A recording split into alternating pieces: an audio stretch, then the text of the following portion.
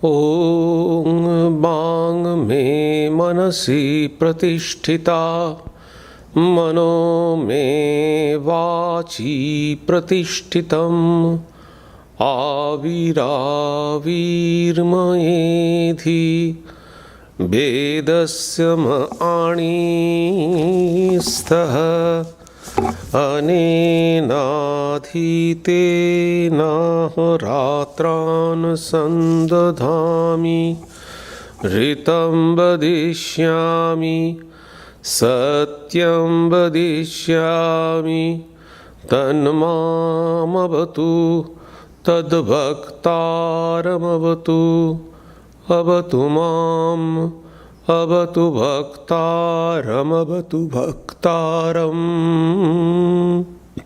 Om Shanti Shanti Shanti Harihi Om. Om. May my speech be accorded with the mind. May my mind be accorded with the speech. O self-effulgent one Brahman, reveal thyself to me.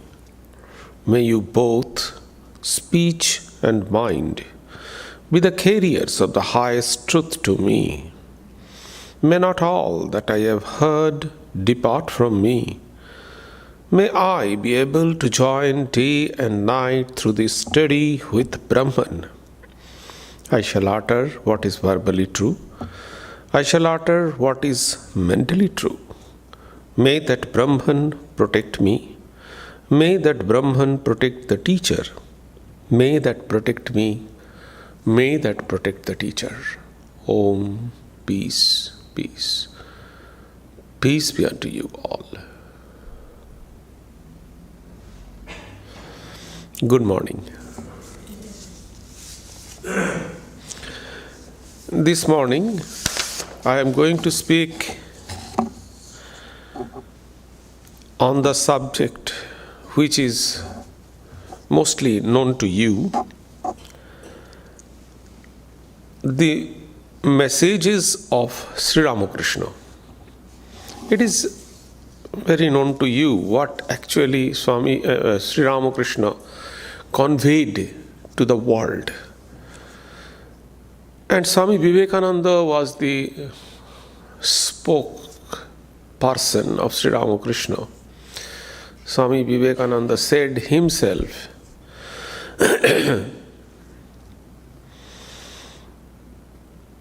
that Bani Ami Bina Pani Kanthe Mor. It is in Bengali that I am the only words, but in my vocal cord resides Bina Pani, Mada Saraswati. So the main person is Sri Ramakrishna, only his teachings and principles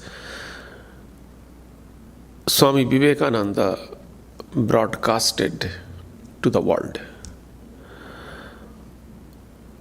What are the messages of the Prophet? Actually, on Thursday evening, we are studying the inspired talks. Swami Vivekananda, in his first visit, he resided in Thousand Island Park for 49 days. And by turn, 12 students by turn stayed with Swami Vivekananda in Thousand Island Park, but not more than 7 or 8 at a time. So, and Swami Vivekananda wrote in a letter to Maharaja of Khetri that I would like to make some yogis out of these raw materials. It was 1895, and if we go through Swami Vivekananda's life in the West, we can find that from 1895 actually, Swami Vivekananda's missionary work for the future started. He actually sowed the seeds of Vedanta movement in the West, especially in the United States,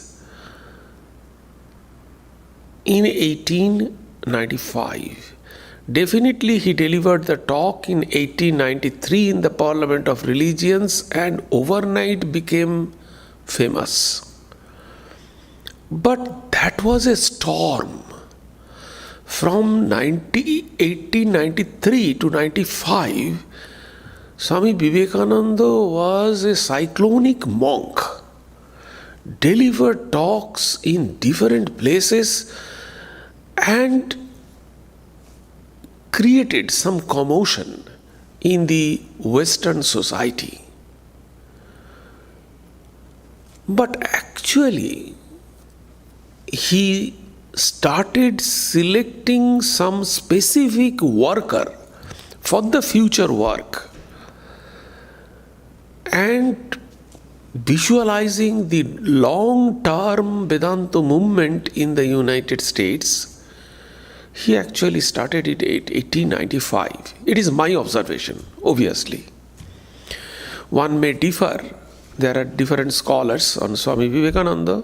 They may differ. But it is my concept, it is my view that he actually started in different letters, in different comments. He expressed this. In 1895, actually, he started, and one of that was Thousand Island Park. So, if we go through the inspired talks, we can find, because his motive was to make some yogis out of that raw material. His objective was very clear. So I was trying to think that what is his mode of teaching. Definitely he taught some subjects, different subjects, starting from Bible to Bhakti to Advaita, all the different subjects, and practical spirituality also.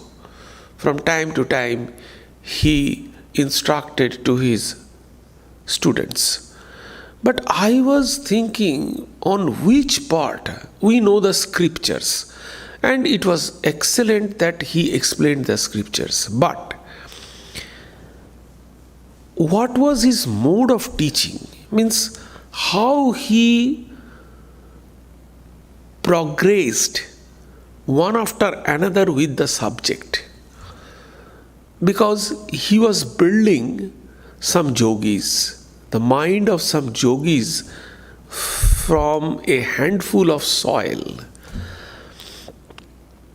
I found that at least in the beginning, first few classes, he tried to explain, definitely, obviously one important point we have to consider, that all the students were Americans and they had their own mindset, own culture, and from that point of view, Swami Vivekananda started and taught. And what I found that he was emphasizing the incarnation and avatara.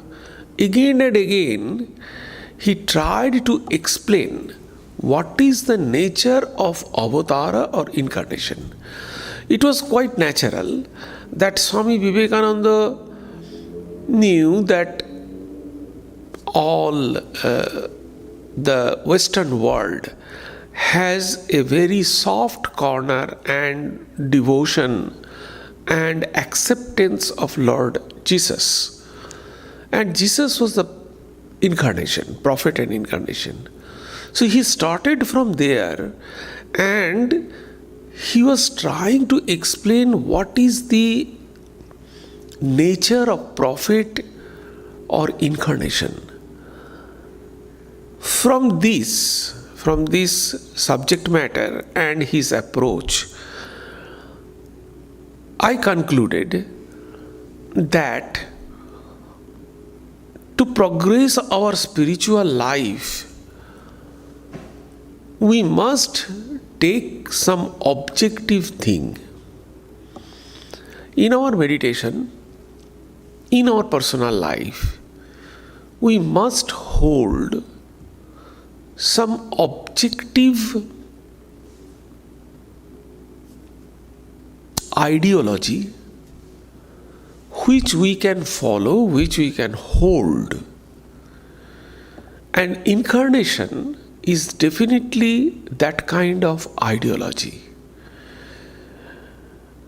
Because Swamiji said in Bhakti Yoga that we can think very easily, which is very common to us. It is quite natural. Who are our best friends? With whom we have similarities of our mind, our nature, our temperament, our outlook. When matches with another, they are our best friend. So this homogeneity, if we have the similarity, we can connect very well. Exactly in the same way, the anthropomorphic ideology, we can connect very well with some anthropomorphic ideology. What are the anthropomorphic ideology? Anthropomorphic means human form. So some human form ideology, we can connect very easily. We can think, we can contemplate, and we can understand. We can connect their activity, their ideology, their principles. We can connect with them very easily. And who are they?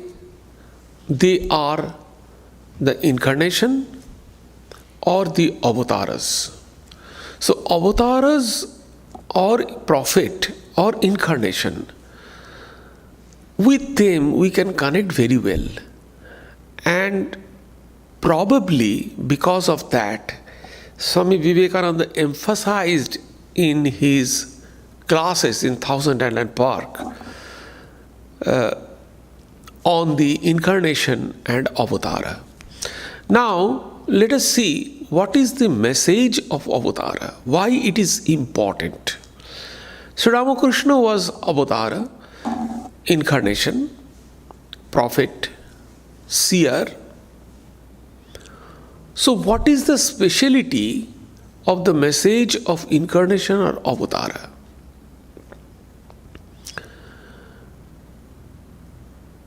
Number one, what they speak on the basis of their experience.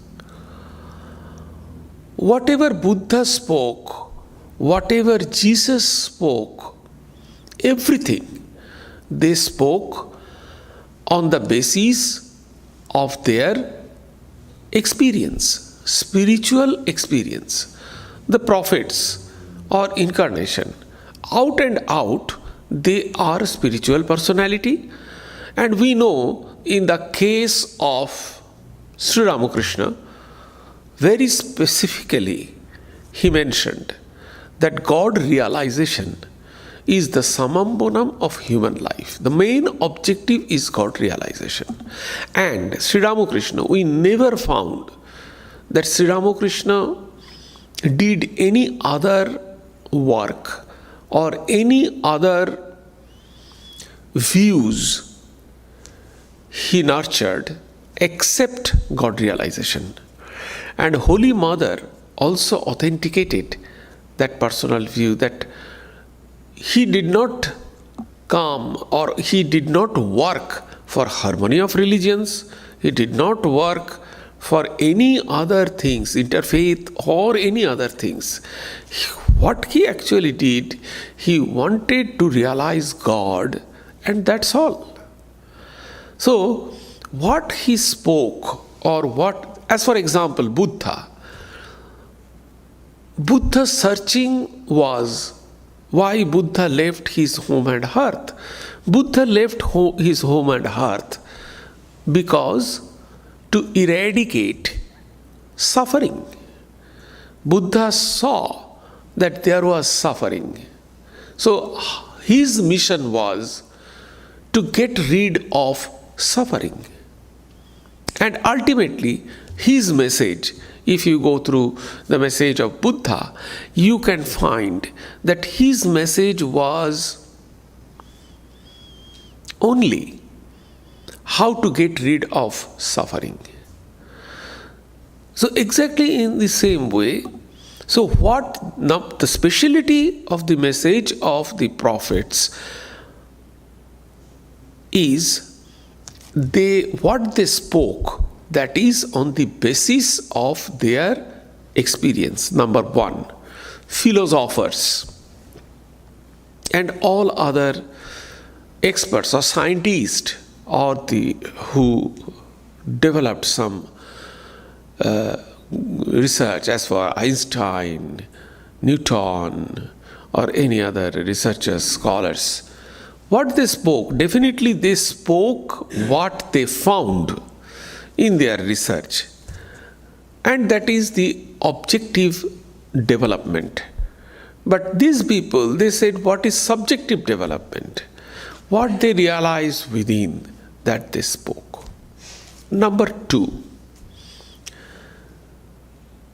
so what they speak, definitely that is the philosophical thing.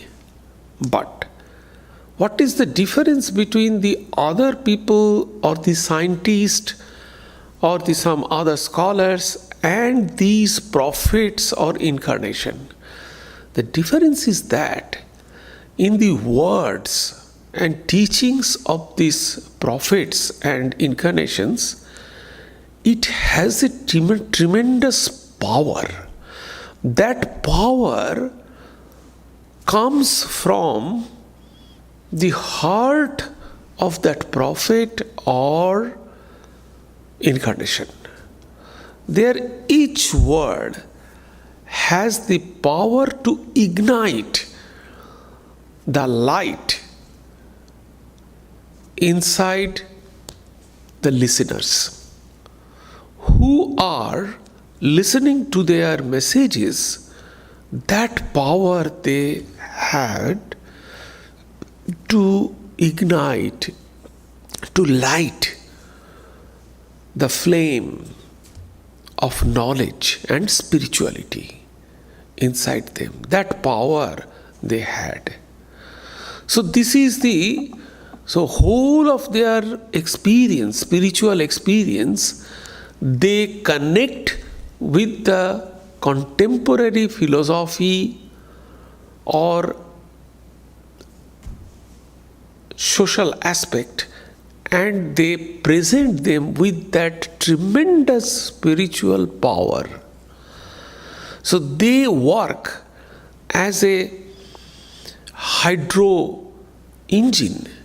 In a hydro engine, we know, or in a pump, the water is coming, but from that propeller, it gains some energy and goes in a very high speed. Exactly in the same way, their experience, they broadcast, they propagate in the human being with power. This is the speciality of their messages. So this power has some positive impact in everybody's life. This is the speciality, and it is not that their teachings die down after their passing away. It is not that. The more time goes, the more powerful their teachings become. See, the messages of Buddha. Buddha started broadcasting his message only among the 5 monks in Sarnath. And now the whole world is flooded with the message of Buddha. See the message of Sri Ramakrishna. Only in Dakshineshwar, in that small room, he started delivering message with a very handful of devotees. But see, today, thousands and thousands of people in all over the world, they get the benefit out of these messages. So the more time passes, the more their message become powerful. This is the speciality of the message of prophets. Now let us go through that. What is the speciality of Sri Ramakrishna's message? There are, if we can go through it, we can see some basic teachings of Sri Ramakrishna. The first I have already mentioned, God realization is the ultimate purpose of life. As a lamp cannot burn without oil, so man cannot live without God. Now the concept of God, see how beautifully everything is said. So the main painter who sketched Sri Ramakrishna's life in a beautiful way, his name is M. He painted Sri Ramakrishna's life in a beautiful way, and in his first visit to Sri Ramakrishna explained what is God. Very simple way. So when we speak about God, those who do not accept God in the common sense, they react. Oh, okay, God, some kind of, fanatic, some kind of prejudice, all kind of things. But on the first day, Sri Ramakrishna explained what is God. God is with form and God is without form. Then M asked, how it can be one is with form and again the same thing is without form? This table has a form. How is it possible that table is without form? The same thing, how is it form? Sri Ramakrishna said, and M was well versed in Western physics, Western philosophy, and he was very scholarly person. So Sri Ramakrishna said, why not? See, the water is liquid. And when you have bhakti in devotion, it becomes very cold. And when water becomes very cold, what will happen? It becomes ice. So ice is solid, it has a form, it has a shape. So in bhakti, it has a form, God has form, God has different shapes. So in bhakti. But again, the knowledge is just like a sun. When water is kept under the sun, what will happen? Water becomes vapor. You cannot see that. It doesn't have any form. So in the knowledge, God doesn't have any form. You cannot see God. So that is in knowledge. So why not a same God who accepts without form, they can accept God without form. If I want to accept God with form out of my love and bhakti, then we can accept that.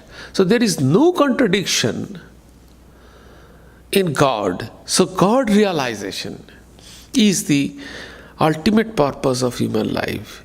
God realization is possible for all, irrespective of caste, gender, and social standing. Everybody can realize God. So this is the basic teachings of Sri Ramakrishna. And obviously, Sri Ramakrishna explained, I have explained what is God. And then he said another few things actually I want to mention here. God incarnates himself in different places and times. The incarnation serves as a door to the absolute. So God incarnates. The God power, the divine power, with that divine power, incarnations. So I have mentioned the importance of incarnation. We have to understand very clearly what is the relation of incarnation with us. How we can connect with incarnations. Because incarnations are prophet, they are human being. And they incarnates means homogeneous. We can easily connect them. And then what will happen? They worked as a channel. They don't have any ego. And their will is identified with the will of the divine. So they work as a channel. So bliss, wisdom, grace, everything comes through them from the divine source, from the absolute. So they are just like a door. And Sri Ramakrishna explained it to M. That it is a just kind of door. You can go to the infinite. We are in the, and Sri Ramakrishna, very lucid way, he said, Nitya and Lila. So we are in the Lila, diversified world. Nitya means absolute.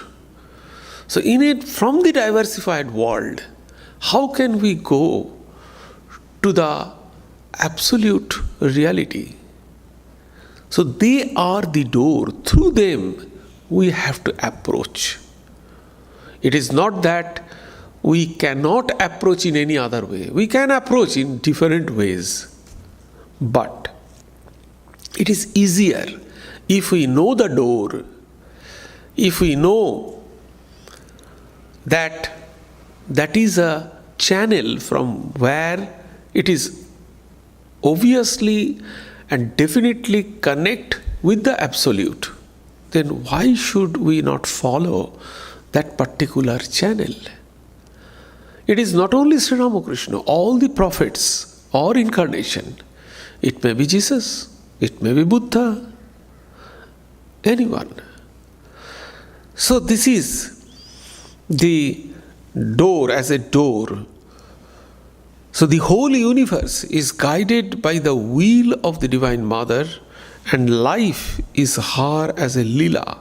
Both bondage and liberation are in her hand. Owing to the limitation of knowledge, man cannot know the mystery of divine lila. So, because of that, and this incarnation actually stands on the threshold of Nitya and Lila. So, diversified world and the absolute world. in the threshold they are standing. They can go, they know everything about the absolute world, they know everything about the diversified world. So that is the advantage of this incarnation and prophet.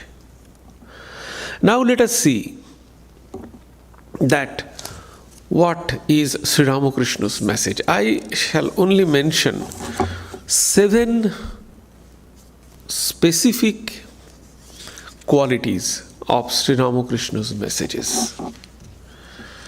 Number 1, it is modern. Sri Ramakrishna was born in 1836. So it is more than 175 years, I think. So, still, his message was modern, not ancient. Unlike traditional scripture, Sri Ramakrishna's message is familiarly modern in its language, contents, examples, arguments. So everything, it is modern. Modern means what he saw, and it is connected with life. The most important thing is that it is not abstract. In scripture you can find, in spiritual teachings you can find that spiritual teachings, most of the spiritual teachings are beyond our practical, perspective. It goes over our head. But Sri Ramakrishna's spiritual teachings are modern in its, I have already mentioned, in its language, in its argument, and it is connected with the life. What he saw, he gave the example from the circus. He went to see a circus, and from there he took something and he gave the example. So with practical life he gave the example, and I have already mentioned the example of eyes. What a simple lucid language, and what a simple way he explained the most intricate point of philosophy. Just imagine, God is with form and without form. Sankhya philosophy, most complicated. So Sankhya philosophy, how beautifully he explained Sankhya philosophy. What is the Purusha of Sankhya philosophy? Sankhya philosophy is one of the 6 philosophical schools of India, Sankhya philosophy. And the founder of Sankhya philosophy is Kapila. Kapila was the first person in this universe who distinguished consciousness and unconsciousness. The first concept of consciousness was delivered by Kapila with his Purusha. He distinguished that Purusha and Prakriti. So how beautifully he explained the concept of Purusha, Sankhya Purusha. He said, if you have your daughter's marriage, what will happen? The mother is running everywhere in the home, arrange everything. And the father, he is only sitting and smoking tobacco, doing nothing. And then mother is coming and asking something. And the father, he doesn't talk also. He is only nodding head, and that's all. Mother is running again and organizing everything. But father's presence is very essential. Sankhya Purusha is like that. He doesn't work anything. But his presence is very important. Everything is doing Prakriti. But his presence, without his presence, Prakriti is inactive. Prakriti cannot do anything. Just imagine what a beautiful way, what a simple way he delivered a very intricate philosophy. The concept of Purusha. So exactly in the same way, so it is modern and connected with life. It addresses the problems and needs of the modern people and shows them the way lead to spiritual life in the present day society. So it is modern. Secondly, it is universal. It is not specific for this caste or creed or this color or this region or this, that. It is for everybody, universal message. It is meant not for the particular class of caste or anything else, community, but for all people. The Sri Ramakrishna's reference to the Shakti or power of Brahman, the Mother Kali, may sound unfamiliar to many Hindus also, sometimes, or even. But the basic philosophical and spiritual concept which underline his teachings are universal in their scope. At any rate, there is nothing sectarian in his teachings. So see, in Mother Kali, somebody asked him, why Mother Kali is black?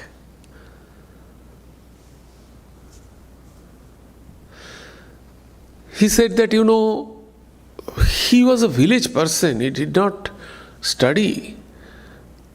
He said, when all colors they assembled, it becomes black. So Mother Kali, everything, he actually takes away. It becomes black. Only the color reflected, that color we see. It is the red. That means from here, the red color is reflected. All other color is absorbed. There are 7 colors, So when you mix all colors are reflected, that is white. All colors are absorbed, that is black. So she absorbed everything. How beautifully he explained. 3 qualities are in human being, we know. The tamas, rajas and sattva. Tamas is the kind of idle person, Idle, angry. This kind of person is called tamas person. Irritating. This person is called tamas person.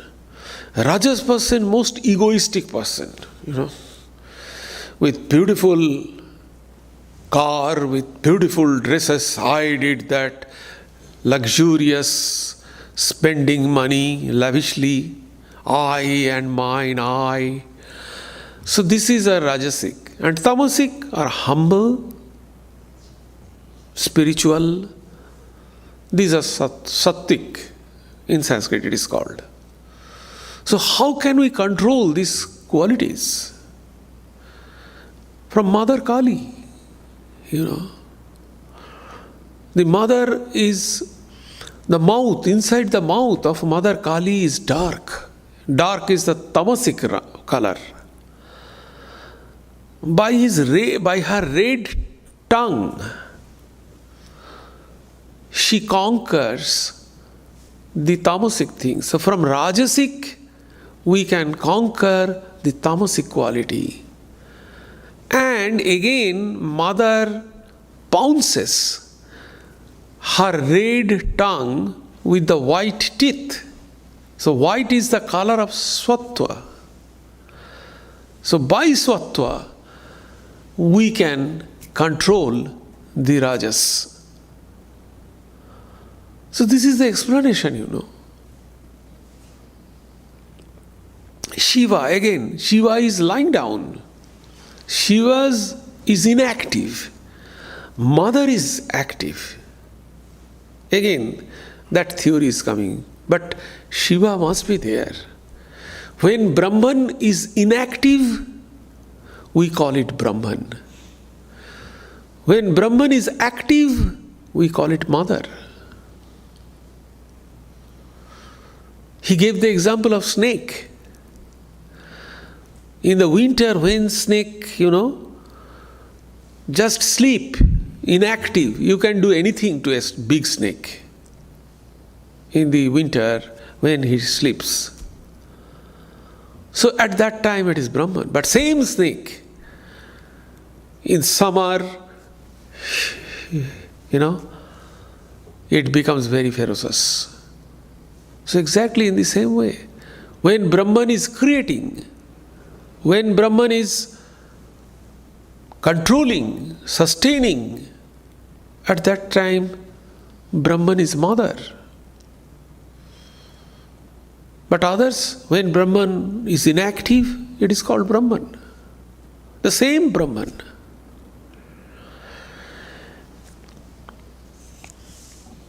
So, it is universal. His message is very practical. There is no distinction between theory and practice in Sri Ramakrishna's message.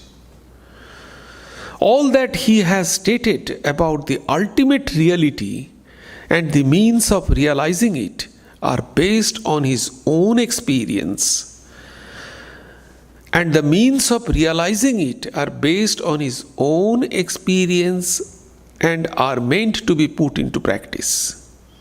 With the help of stories and parables, Sri Ramakrishna has simplified abstruse philosophical concepts so that even ordinary people may apply them in their practical life. His message is intended not only for monks or ascetics, but also for householders, including those who shoulder responsibilities and are engaged in different kinds of work. His teachings show how to lead an intensely spiritual life even while discharging the duties of one's life, even in the midst of the difficulties of life. Actually, Sri Ramakrishna praised the householders. Sri Ramakrishna says that householders are carrying 50 tons of things on their head. Still they are practicing spirituality. The monks and ascetics, they don't have any responsibility. Only one thing they have. They would pursue the realization of God. That's the only responsibility they have. But the householders, they have thousands of responsibilities. Still,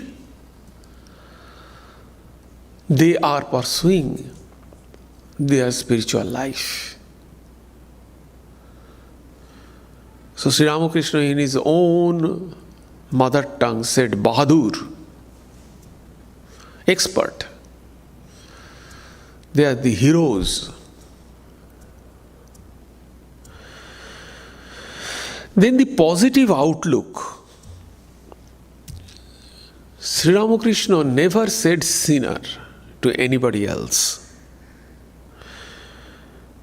Everything he said in a positive way. He never liked the self-demeaning attitude of regarding oneself as a sinner. He taught that love of God and repetition of God's name could purify the mind and convert a sinner into saint. He said, human being, they can do the good work they can only do the bad work. So if I did some bad work, please tell to God that okay, I did mistake. Because only the demon or God, they do not do any mistake. Demon, they do some evil work by knowing it. They are doing evil work. So only human being, they do the mistake. So if we do the mistake, we can change it. Simple. I did the mistake. Next time I shall not do it. That doesn't mean we may do it again. Because we are human beings.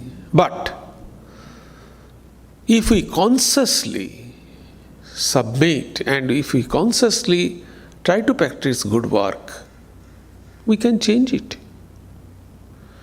That's all. Secondly, he disapproved the attitude of regarding life as a full of suffering and sorrow. He actually expressed his difference with Buddha in this respect. Buddha said the whole life is only sorrow. Sri Ramakrishna disapproved that. Sri Ramakrishna said that devotion of God and the company of devotees can make life full of joy and peace. He said, why? Why you are saying that? He did not like some sorrowful songs also.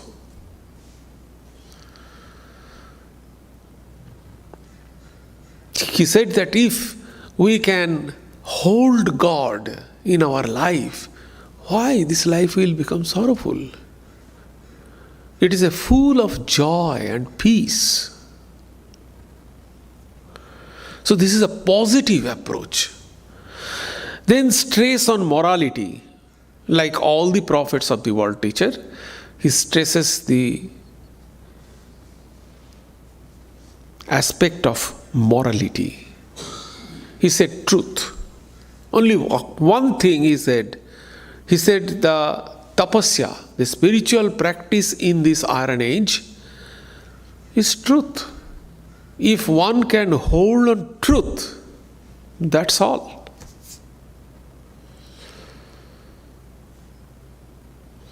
So he stresses on morality. He could not accept even a glass of water from a person who was leading the immoral life. He was so pure.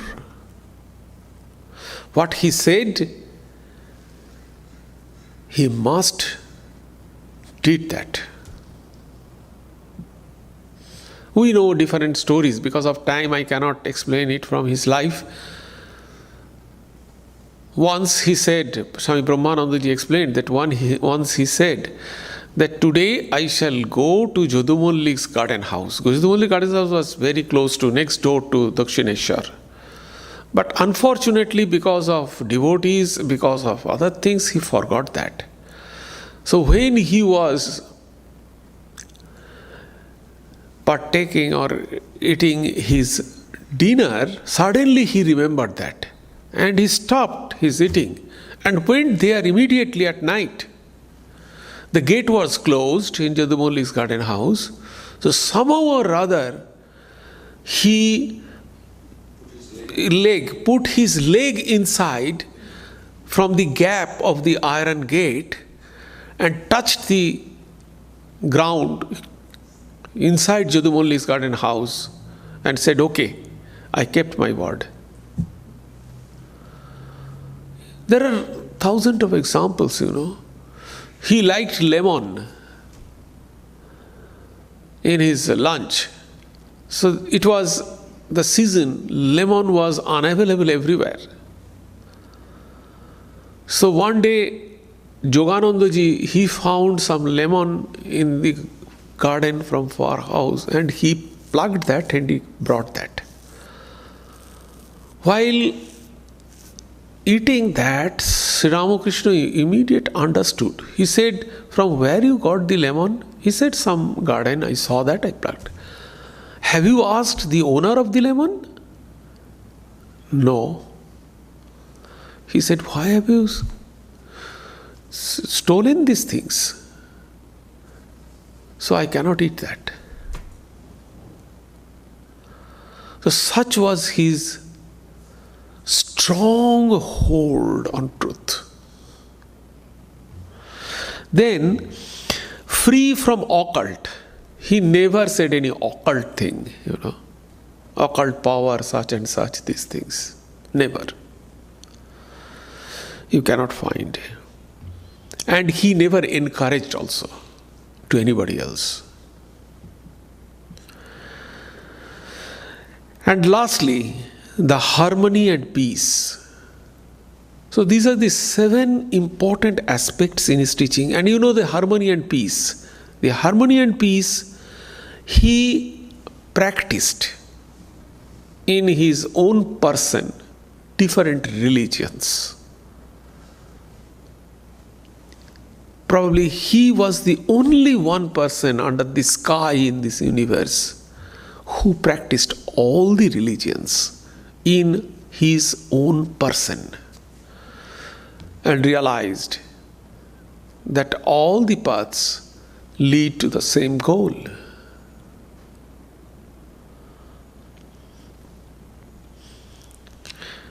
So these are the 7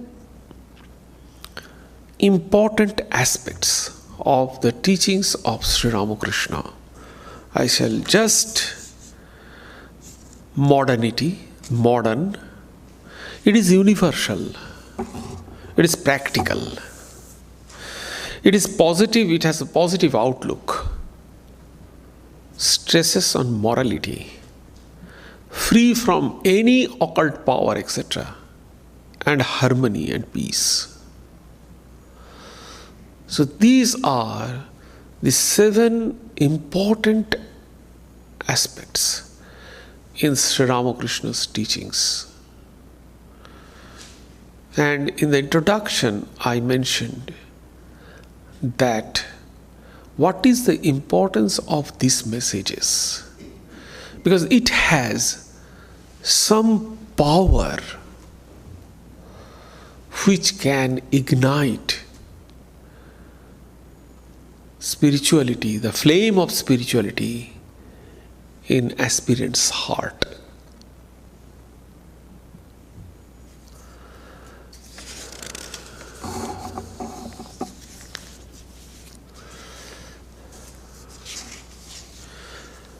Om Sarve Bhavantu Sukhinah Sarve Santu Niramaya Sarve Bhadrani Pashyantu Ma Kaschid Dukkham Apnuat Sarvastarotu Durgani Sarvo Bhadrani Pashyatu Sarva Sadbuddhim Apnotu Sarva Sarvatra Nandatu Durjana Sajjano Bhuyat Sajjana Shantim Apnuat Shantamuccheti Bandhebhyo Muktaschanyan Vimochayet.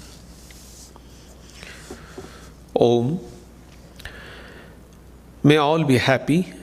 May all enjoy good health. May all see happy events. May all be freed from miseries. May all be freed from dangers. May all realize what is good. May all be actuated by noble thoughts. May all rejoice everywhere. May the wicked become virtuous. May the virtuous attain tranquility. May the tranquil be free from bondages. May the freed make others free. May the Supreme Spirit, the presiding deity of all sacred activities, be satisfied. For he being pleased, the whole universe feels satisfied. Om, peace, peace. Peace be unto you all.